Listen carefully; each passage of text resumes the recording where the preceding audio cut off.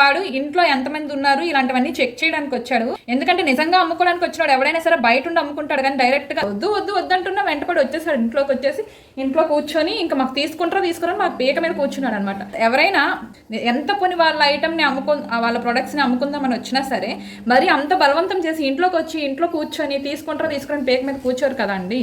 నెయ్యి తీసుకోండి అని చెప్పి బలవంతంగా ఇంట్లో దూరిపోయి వచ్చి నేను సోఫా మీద కూర్చొని టిఫిన్ చేస్తుంటే నా పక్కన వచ్చి క్యాన్ పెట్టాడు, అంటే సోఫా పక్కన వచ్చి క్యాన్ పెట్టాడు. ఇంకా డబ్బా తీసుకుంటున్నానంటే మా ఆయనేమో కిచెన్లోకి వెళ్ళి డబ్బా తేవటానికి వెళ్ళారు.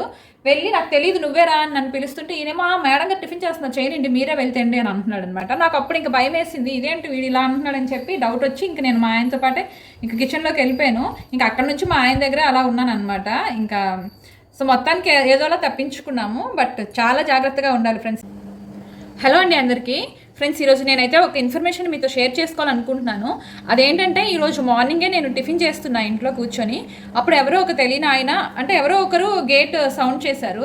సర్లే అని మా ఆయనకి వెళ్ళమంటే ఆయన ఇంకా షర్ట్ లేదని చెప్పి నన్ను వెళ్ళమని చెప్పారు. నేను వెళ్ళాను. వెళ్తే ఒక ఆయన ఒక క్యాన్ పట్టుకొని వచ్చి మేడం సార్ ఉన్నారు కావాలా, నెయ్యి కొంచెమే ఉంది తీసుకోమనండి, తీసుకుంటారేమో అని వచ్చాను అని చెప్పారు. నేనేంటి నెయ్యి కొంచెమే ఉంది తీసుకోమంటారు అని అంటున్నారంటే సార్ని పిలవండి అంటే మా ఆయన రీసెంట్గా ఒక 2 days బ్యాక్ ఒక దగ్గర నెయ్యి తీసుకున్నారు. ఆ నెయ్యి చాలా బాగుందనమాట. ఆ నెయ్యి గురించి మేము రోజు మాట్లాడుకుంటున్నాము, ఇంకోసారి అయిపోతే అక్కడే తీసుకోవాలని. మేబీ ఆయనేమో అనుకొని నేను సరే ఆగండి ఆయన పిలుస్తానని చెప్పి ఆయన పిలిస్తే ఆయన వెళ్ళి వాళ్ళిద్దరూ బయట ఏం మాట్లాడుకున్నారో నాకు తెలీదు. నేను లోపలికి వచ్చేసాను. నేను మళ్ళీ వచ్చి టిఫిన్ చేసుకుంటున్నాను. ఇంకా టిఫిన్ చేస్తుంటే ఇద్దరు వస్తున్నారు. మా ఆయన ముందు వచ్చారు ఇంట్లోకి వచ్చారు. ఇంకా ఆయనతో మాట్లాడుతూనే ఉన్నారు. వద్దండి మాకు వద్దని చెప్తున్నారు. అయినా సరే ఆయన వస్తే ఆయన డైరెక్ట్గా ఇంట్లోకి వచ్చేసారనమాట. ఇంట్లోకి వచ్చి ఇక్కడ ఇంట్లో క్యాన్ పెట్టేసి ఇంకా తీసుకోండి అని బలవంతం చేస్తున్నారు. నేనేమనుకున్నానంటే ఈయనకు తెలిసిన ఆయనే కావాలా, అందుకే అలా బలవంతం చేస్తున్నారు అనుకుంటున్నాను. ఆయనేమో ఇంకా సరేలే ఆయన అంత బ్రతిమలాడుతున్నారు కదా అని చెప్పి ఒక 1/4 kg ఇవ్వండి అని చెప్పారు.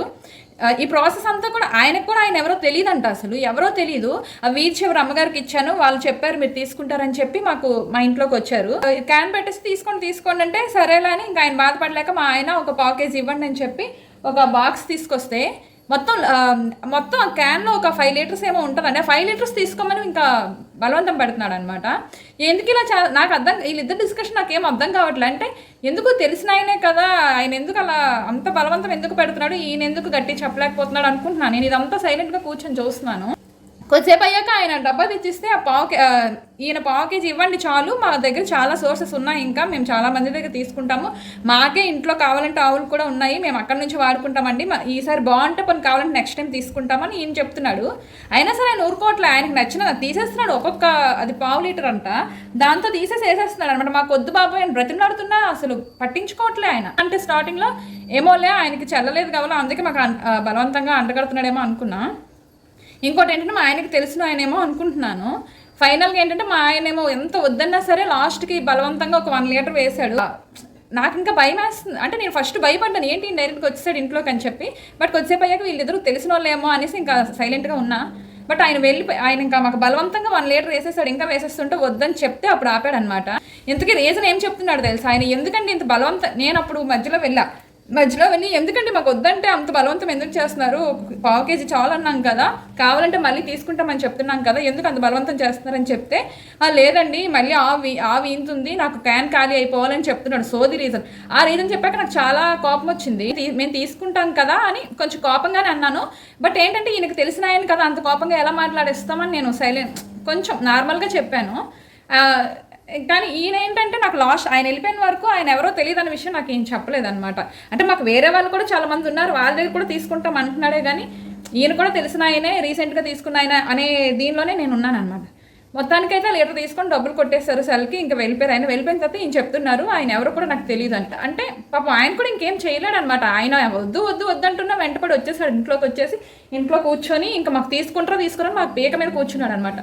ఎందుకులే ఎంతో కొంత తీసుకొని వీడు వదిలించుకోవడం బెటర్ అని చెప్పి ఆయన డబ్బులు ఇచ్చేసి ఇంకా పంపించేద్దామని చూసారనమాట. బట్ నాకు తర్వాత తెలిసిందండి, నాకు ముందే కనుక తెలుసుంటే వాడిని అలా వదిలేసేదాన్ని కాదు. ఇప్పుడు మీరే చెప్పండి ఫ్రెండ్స్, ఎవరైనా ఎంత పోని వాళ్ళ ఐటమ్ని వాళ్ళ ప్రొడక్ట్స్ని అమ్ముకుందామని వచ్చినా సరే మరి అంత బలవంతం చేసి ఇంట్లోకి వచ్చి ఇంట్లో కూర్చొని తీసుకొని పేక మీద కూర్చోరు కదా అండి. ఏమని అంటే మాకు క్యాన్ ఖాళీ అయిపోవాలండి, మా ఆవి నింది గేదె అని చెప్తున్నాడు. అదేం రీజన్ అండి? అప్పుడు నాకు అసలు ఇప్పుడు ఆ నెయ్యి అసలు ఏం చేయాలో, ఓపెన్ చేయాలో, అది అందులో ఏమైనా మందు ఉంటుందో ఏమో అని టెన్షన్గా ఉందన్నమాట. సో ఆయన అయితే వెళ్ళిపోయాడు. పోనేమో ఎవరో అమ్మగారు అన్నారు కదా, అమ్మగారి దగ్గరికి వెళ్ళి అడగదామని చెప్పి ఎవరో వీధి చివర బ్రాహ్మిన్స్ అని చెప్పారు. అలా అని వెళ్ళి అడిగా, ఎవరు కూడా మాకు తెలియదండి అని చెప్తున్నారు. సో ఫ్రెండ్స్, ఇలాంటి మోసగాళ్ళు ఉంటారనమాట.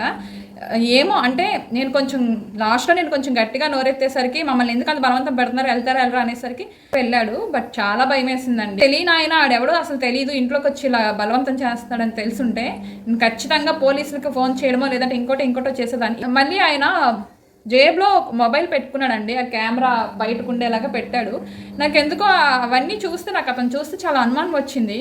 ఎందుకంటే వద్దు అంటే అసలు ఎవరు గేటు దాటి ఇంట్లోకి రారండి, ఆయన గేటు దాటి ఏకంగా లోపలికి వచ్చేసాడు అనమాట. లోపల నేను తింటున్నా, ఒక మనిషి తింటుంది, ఎవరో బయట ఎలా అండి అలా డైరెక్ట్గా వచ్చేస్తారు. వాడు మనసులో ఏ దురుద్దేశం లేకపోతే ఎలా వచ్చేస్తాడు డైరెక్ట్గా ఇంట్లోకి. వాడు వచ్చి క్యాన్ ఎందుకండి అంత బలవంతం చేస్తున్నారని నేను అడిగినప్పుడు, క్యాన్ ఖాళీ చేసేయాలండి, మాకు ఆవు ఎంత ఉంది, మళ్ళీ పాలకి క్యాన్ ఖాళీ అయిపోవాలని అంటున్నాడు. ఇలాంటి పిచ్చి రీజన్ చెప్పేసరికి మా ఆయనకి తెలుసు కావాలా, అందుకే ఇలాంటి రీజన్స్ చెప్తున్నాడు అనే భ్రమలో ఉన్నాను నేను. బట్ ఫైనల్గా అయితే అదేం కాదు, అదొక పెద్ద ఫ్రాడు. ఇలాంటి వాళ్ళతో మాత్రం చాలా జాగ్రత్తగా ఉండండి ఫ్రెండ్స్. మాకు ఇది ఫస్ట్ టైం ఇలా జరిగింది కాబట్టి మాకు ఆ టైంలో ఏం చేయాలో కూడా అర్థం కాలేదు. అండ్ నాకు అప్పుడు అంత తెలియలేదు కూడా, తెలిసినోడు అనే ఒక భ్రమలో ఉన్నాను నేను. తర్వాత తెలిసిందనమాట. సో అంటే ముందు వచ్చి చెక్ చేసి చేస్తుంటారు కదా ఇలా కొంతమంది, అలాంటి క్యాండిడేట్ అని అనిపించాడు. ఫ్రెండ్స్, మొత్తానికి ఏంటంటే వాడు ఇంట్లో ఎంతమంది ఉన్నారు ఇలాంటివన్నీ చెక్ చేయడానికి వచ్చాడు అని నాకు అనిపిస్తుంది. ఎందుకంటే నిజంగా అమ్ముకోవడానికి వచ్చినాడు ఎవడైనా సరే బయట ఉండి అమ్ముకుంటాడు, కానీ గేట్కి మెయిన్ డోర్కి చాలా డిస్టెన్స్ ఉంటుందండి. చివరి ఉంటుంది గేటు, ఆ చివరి నుంచి మెయిన్ డోర్ వరకు, ఈ చివరి వరకు వచ్చి ఇంట్లో దూరిపోయి ఇంట్లో కూర్చొని తీసుకోరని బలవంతం అంటే కొద్దిసేపు కన్వర్జేషన్ అనమాట. వద్దంటున్నా అలా చేసి మొత్తం మేము కిచెన్లోకి వెళ్తుంటే కిచెన్లోకి చూసుకొని, కిచెన్లో వెళ్ళండి అక్కడ పైన అల్మరాలో డబ్బా ఉంది కదా, పెద్ద డబ్బా, తీసుకురండి అనేసి ఏదేదో సోల్ చెప్పాడు. మాకు భయం, నిజం చెప్పాలని నేను కొంచెం భయపడ్డాను. బట్ ఒకటే పాయింట్, వాడు ఎవడో ఈయనకు తెలిసినవాడనే ఒక భ్రమలో ఆగాను. బట్ ఫైనల్గా ఏంటంటే వాడు ఇంట్లో ఎంతమంది ఉన్నారు ఇలాంటివన్నీ చెక్ చేయడానికి వచ్చారనమాట వాళ్ళు. సో మేమైతే ఇంకా చాలా జాగ్రత్తగా ఉంటాము. మీరు కూడా ఇలాంటి వాళ్ళు ఎవరైనా వస్తే చాలా జాగ్రత్తగా ఉండండి. మొహమాట పడకండి. మొహమాట పడ్డామంటే ఇంకా మనకేం మిగలదు, మనం కూడా మిగలకపోవచ్చు. సో మొహమాటం లేకుండా ఎవడైనా సరే తెలియని వాడైతే నువ్వు బయటుండు ఇంట్లోకి రాకు అని మనం గట్టిగా చెప్పగలగాలన్నమాట. అది ఫ్రెండ్స్. సో ఈ ఇన్ఫర్మేషన్ మీకు యూజ్ అవుతుందేమో అని నేను షేర్ చేస్తున్నాను. సో ఇలాంటి వాళ్ళతో జాగ్రత్తగా ఉండాలి. మెయిన్ ఏంటంటే నాకు డౌట్ ఎక్కడొచ్చిందంటే, ఎంత బిజినెస్ చేసుకోవడానికి వచ్చినోడైనా బయట ఉండి అమ్ముతాడు, మన పర్మిషన్ తీసుకొని ఇంట్లోకి వస్తారు, కానీ మరీ డైరెక్ట్గా వచ్చి ఇంట్లో కూర్చొని మీ ఆ కిచెన్లో అల్మరాలో ఆ డబ్బా తీసుకురండి అవన్నీ చెప్పరు కదండి ఎవరు. నెక్స్ట్ ఆడు కెమెరా పెట్టే యాంగిల్ కూడా చూస్తే ఇంకా అన్ని తర్వాత ఆలోచిస్తే అనిపించింది వాడు ఎవడో చెక్ చేయడానికి వచ్చాడు, అండ్ కనుక్కుంటే వాడు ఎవరికి తెలిసినోడు కూడా కాదు. వాడి బిహేవియర్ చూసి భయపడిపోయి ఎంతో కొంత కొనేసి పంపించే బాబు అన్నట్లుగా మా ఆయన కూడా నేను కూడా అదే ఆలోచనలో ఉండిపోయిన, ఎంతో కొంత కొనేసి వెళ్ళిపోతే పంపించేస్తే బెటర్ అనిపించింది. సో అది ఫ్రెండ్స్, ఈరోజు అసలు ఈ 10 yearsలో ఇలాంటి సిచ్యువేషన్ ఎప్పుడు అసలు నాకైతే జరగలేదు. బట్ ఇప్పుడు చాలా భయం అనిపించింది. సో ఇప్పుడు ఏంటంటే మేమేంటంటే సరే వాడికి ఫోన్పే చేశారు మా ఆయన మనీ, అందుకని చెప్పి నేను ఆ ఫోన్పే నెంబర్ ఉంది కదా దాంతో వాడి డీటెయిల్స్ కనుక్కుంటానులే అని చెప్పారు ఫ్రెండ్స్. ఇంకా ఎందుకంటే చెప్పలేం కదా, వాడు ఎవడో మాకు తెలియదు, వాడు ఎందుకు వచ్చాడో ఇంట్లోకి తెలియదు. ఇంట్లోకి వచ్చి అంత బలవంతంగా ఒక పర్మిషన్ అడగకుండా, ఈవెన్ విలేజెస్లో కూడా ఎవరైనా మనకు ఎంతో పరిచయమైన వాళ్ళైనా సరే బట్టలు అమ్మే వాళ్ళు అలాంటి వాళ్ళు మహా అయితే గడపల్లో వచ్చి కూర్చుంటారు, కానీ ఇంట్లోకి వచ్చి కూర్చోరు కదా అండి.